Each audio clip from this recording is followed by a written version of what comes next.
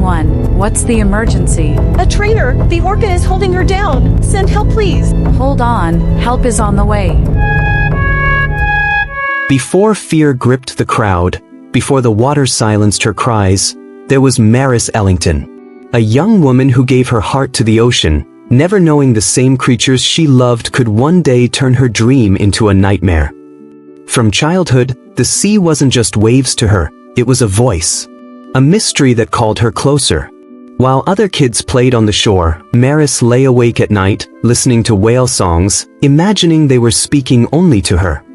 As she grew, her passion grew with her. Where others saw chores, Maris saw purpose. At the local aquarium, she volunteered every spare moment. Dolphins, seals, whales. To her, they weren't displays. They were companions. Equals. That devotion carried her far. She earned her degree in marine biology, top of her class, filled with pride. And soon, her talent caught the eye of Ocean World Marine Park. Young, bright, full of life, Maris had a gift. She could make audiences believe the impossible bond between humans and whales was real. But no one could have known how fragile that bond really was. The morning of the show, the stands were packed, the whales circled beneath the surface. The stage was set. The music swelled. And yet, under the glitter of the water, something darker stirred.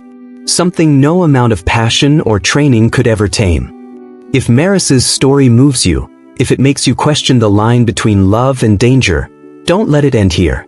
Subscribe to Animal Attack's channel, hit the bell, and join us as we uncover the moment that changed everything. What happened next will shock you. Ocean World Marine Park. 60 acres of shining blue water, glass walls, and carefully planned shows. For the millions who visited each year, it was a place of magic. A place where people believed they could meet the giants of the sea face to face. The biggest draw of all was the Orca Spectacular. A breathtaking performance of water and trust. Parents lifted their children high above the crowd. Cameras flashed in rapid bursts. Music thundered through the stadium. And for a moment, it seemed like a dream come true, as if the ocean's fiercest hunters had become gentle performers of the stage. The orcas burst through the surface like missiles, soaring high before crashing down in walls of spray that soaked the crowd. Every leap, every splash, was met with cheers that shook the stands. But behind the applause was another reality. Out of sight, away from the lights, the whales drifted in holding tanks, far smaller than the oceans they once ruled. Concrete walls had replaced endless horizons. Their calls, once carried for miles across open seas, now bounced back in hollow echoes. The trainers knew this truth. They lived between two worlds, the beauty on stage and the emptiness behind it. To the public, Ocean World looked like happiness. But to the whales, and sometimes even to the trainers, it was a cage that glittered like gold. And in the middle of this world stood Maris Ellington. To the audience, she was part of the spectacle, smiling under the lights. But to the whales, she was something far more. She spoke to them softly, spent hours by their side, and believed with all her heart that patience and love could close the gap between captivity and connection. But in a place built on spectacle, what happens when the spectacle turns against itself? Cairo. To the crowds, he was a wonder. A living giant that leapt from the water as if he belonged to the stage. To them, he was proof that humans had tamed the ocean's most powerful predator. But behind the splashes and applause, something far darker was building. Something that had been growing for decades. 11,000 pounds. 23 feet of raw muscle. Cairo was taken as a calf from the cold waters of Iceland, torn from the vast ocean he was born to roam. For the rest of his life, he would know only the walls of a tank. Every trick, every show, every roar of applause was built on that stolen freedom. Years in captivity left scars, some the eye could see, others hidden deep inside. Faded marks ran across his body, reminders of brutal fights with other whales. But what troubled those closest to him was not his skin, it was his mind. Trainers whispered in hushed voices, "We've been warning about Cairo for years." He gave signs, subtle but unmistakable to those who knew. A sudden jaw pop, a whale's flash of anger. Ignoring commands. drifting in stillness that felt more like despair than rest. The audience never noticed, but the trainers felt it deep in their bones. For years, Cairo balanced on a knife's edge between show and danger. Each performance was a gamble. Everyone who worked beside him knew it. The veterinarians knew. Even the management had seen the reports. But the shows never stopped. And then, that morning came. Something was different. A quiet shift in the water. A silence that felt unnatural. The calm before a storm no one else could see. Cairo was both star and threat. As the audience clapped and cheered above the pool, the unthinkable was already set in motion. The question was no longer if it would happen, but when. Because beneath the beauty, beneath the cheers, a predator waited. And the bond Maris believed could never break, was about to shatter in a way no one could survive. In the weeks before that fateful morning, Cairo began to change. At first, the signs were so subtle they were easy to miss, like shadows stretching across a bright room, unnoticed until the light was almost gone. He lingered at the pool's edge longer than before. He resisted commands that once came as easily as breathing. His tail struck the water with a sharper, hollow thud, each sound echoing off the tank walls like a warning drum no one wanted to hear. Maris noticed. She always noticed. But her trust was unshaken. A decade of love and loyalty convinced her that the bond they shared could calm even the wildest heart. Yet the tension was impossible to ignore. Every trainer in the room could feel it. A heaviness in the water, a shift in the air. It was as if the pool itself was holding its breath, carrying a secret it refused to let go. But love cannot erase instinct. And trust cannot soothe the frustration of a creature trapped within walls far smaller than the ocean it was born to roam. To the crowd in the stands, Cairo was still a wonder. To Maris, he was still her partner. But the bond that once felt unbreakable was now fragile, stretched thin by years of invisible weight. She believed she could read him, calm him, predict him. But the wild does not bend. The wild does not forgive. And sometimes, the faintest signal becomes the loudest warning. Because the calm before the storm is never truly silent. It waits, patient and unseen, just beneath the surface. February 17, 2015 began like any other morning. The sun glittered across the pool, families filled the stands, snapping photos, laughing, eager for a show. To them, it was perfect. Sunshine, laughter, and the promise of wonder. Behind the scenes, Maris Ellington prepared with quiet focus. She zipped her wetsuit, checked her headset and gripped her clipboard. She trusted Cairo, the massive orca she had worked with for years. Their bond was her strength, but that trust would soon be pushed beyond anything she could imagine. The show began. Cairo exploded from the water, soaring high before crashing down with a thunderous splash. The crowd erupted in cheers, flashes from cameras lighting the air. To the audience, it was magic. But to the trainers, it was something else. A flicker of hesitation, a delayed response, a tail slap that seemed too forceful. Subtle signs, small, but undeniable. To the crowd, it was thrilling. To Maris, it was a warning. His delayed cues, the sudden jaw-popping, the restless movements beneath the surface, they whispered of agitation building quietly, dangerously. She tried to steady him, whispering, "It's okay, we can do this together." But her voice trembled against the tension swirling in the water. It was a cruel contrast. Sunshine above, unease below. Smiles and applause above, boiling frustration beneath. A storm was forming in silence, coiling tighter with every passing second. What began as a day of joy was shifting into something else. Deep within the pool, instinct was awakening. Frustration sharpening. A predator's patience running thin. And though no one in the crowd knew it, the stage was set. The first act of tragedy was already in motion.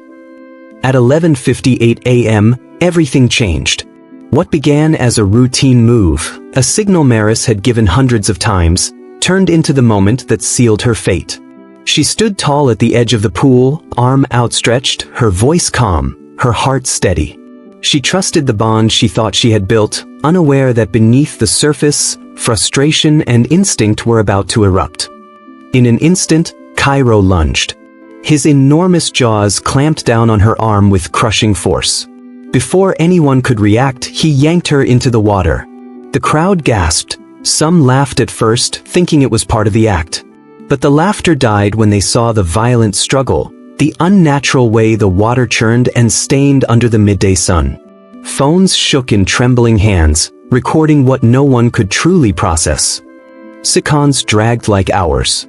Every moment Maris fought for air, Cairo pulled her deeper. Trainers rushed in, throwing nets, slamming barriers into the water, but nothing worked. Cairo resurfaced once, thrashing, then dove again, dragging her limp body into the depths. The pool, once filled with joy, had become a nightmare. The screams of the trainers cut through the chaos. Their commands collided with the roar of splashing water, panic rising higher with every heartbeat. The audience sat frozen, children crying, parents clutching them close, all powerless against the wild force below. At 12:08 p.m., 10 endless minutes later, Cairo finally released her. Trainers dragged Maris to the side. Her body hung limp, unresponsive, her face pale. Paramedics rushed in, pounding her chest, forcing air into her lungs. But hope slipped away with every passing second. The damage was already done. What had begun as a dance of trust ended in unbearable horror. The same crowd that cheered minutes earlier now sat in silence, shocked, broken, unable to believe what they had seen. The pool was no longer a stage. It was a grave reminder. For those who came for wonder, it became a warning. For those who knew the truth, it was confirmation. No training, no bond, no protocol could ever tame the wild. Cairo had shown the world what lay beneath the surface, and Maris had paid the ultimate price. At 12:23 p.m., Maris Ellington was gone. Officially pronounced dead. The stadium emptied in shock, leaving behind nothing but screams, sobs, and the echo of disbelief hanging in the air like ghosts. The truth came later, cold and merciless. The autopsy revealed the violence beneath the surface. Her chest, her abdomen, her neck, all struck with brutal force. Ribs broken, shoulder torn, lungs filled with blood, and finally, drowning. Even without the water, her injuries were already enough to end her life. The contrast was unbearable. Just hours earlier, she was alive, laughing, fearless. She was the woman who danced with giants, who spoke to whales as if they were her friends. Now she lay still, her trust shattered, her light extinguished. A reminder that even love cannot cage the fury of nature when it's trapped, provoked, or misunderstood. The pool, once a place of wonder, was now a grave. And in the silence that followed, questions cut through the air. Could this have been stopped? Were the warnings ignored, buried beneath years of applause and spectacle? For those left behind, it wasn't just grief. It was shock. A gut-deep realization that the line between care and danger had been crossed, and it could never be undone. In the hours that followed, Ocean World shut down. Officials stepped forward with carefully chosen words, but nothing could undo what had happened. Her body was gone, but her death lingered in every ripple of the pool, in every tear-stained face that had witnessed the unthinkable. Maris Ellington had lived with passion, trust, and curiosity. She believed in the bond between human and animal. But in death, she left behind a warning, one that would haunt Ocean World, the trainers, and anyone who had ever believed in the magic behind the glass. The questions were only beginning, and the shadows of accountability were already closing in. Hours after the tragedy, Ocean World released its official statement. Just a few polite words of sympathy. A cold message of condolences. But no truth. No details about what really happened in that pool. No acknowledgement of the warnings that had been ignored for years. It was polished, but empty. Behind those empty words, investigators began digging. OSHA officials searched the backstage rooms, pulling out old incident logs, dusty files, and quiet warnings that had long been buried. Every scribbled note, every ignored report about Cairo's strange behavior, suddenly became evidence of a danger that had been allowed to grow unchecked. Then came the leaks.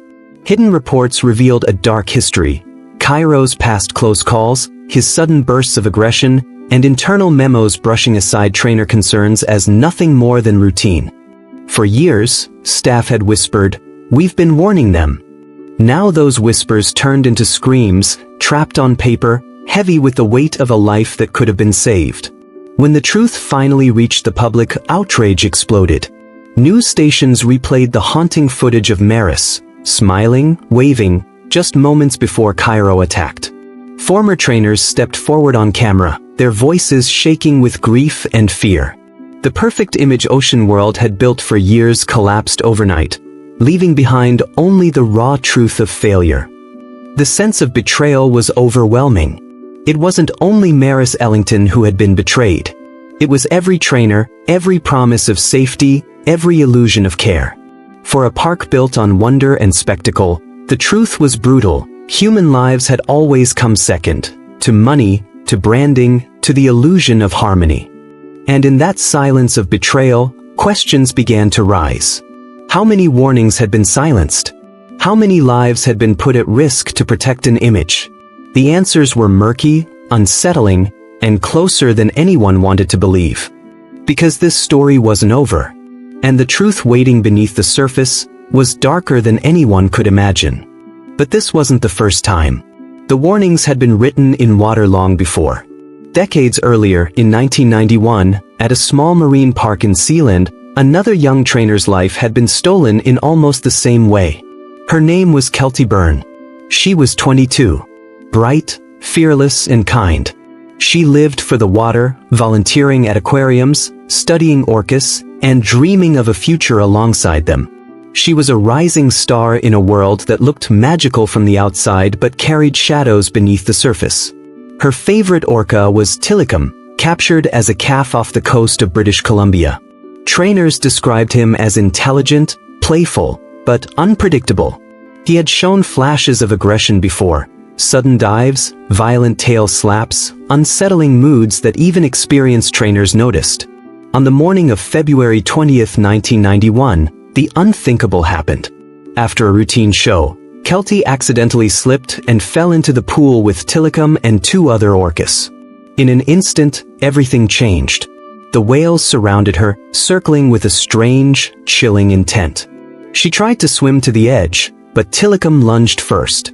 His jaws closed around her, dragging her beneath the surface. Witnesses recalled the horror, the water exploding in froth and bubbles, her desperate struggle, trainers screaming, throwing rescue equipment that never reached her in time. She surfaced once, gasping, reaching for the ledge, then was pulled back down. Minutes felt like eternity. And then, silence. The pool calmed, but Kelty did not resurface. She was gone. The water, still shimmering in the sunlight, had become her grave. The public was shocked, but the story faded quickly outside the marine world. For insiders, though, Kelty's death was never forgotten. It lived in the quiet warnings, the memos, the reports that spoke of danger but were ignored. Within months, Tilikum was performing again. The cycle resumed, risk, denial, and betrayal, until, decades later, it claimed Maris Ellington. Kelty Byrne's death was more than a tragedy, it was a ghost. A warning written in water and shadow, left unanswered. And now, with Maris, the cycle had repeated, only louder, more public, impossible to ignore. The debate was no longer about one trainer, one whale, or one park. It was about captivity itself, about the fragile line between wonder and exploitation, about how long humans could bend nature into a spectacle before nature finally broke free. The water holds many secrets, and some are still waiting. Maris Ellington had always believed in trust, in the fragile bond between human and predator. She knew the danger, but still she gave her heart to the work she loved. And now, as we look into the quiet pools, one haunting question remains. When we put wild power behind glass, are we protecting it, or are we provoking it? Maris's story is not just about tragedy. It is about passion. It is about courage. It is about warning. Her life teaches us that even the strongest bond can break, and that every act of love carries risk. But her legacy lives on. In every safety policy rewritten, In every young scientist inspired, and in every animal given just a little more freedom to live wild as nature intended. If Maris's story touched you, share it. Speak for the ones who cannot.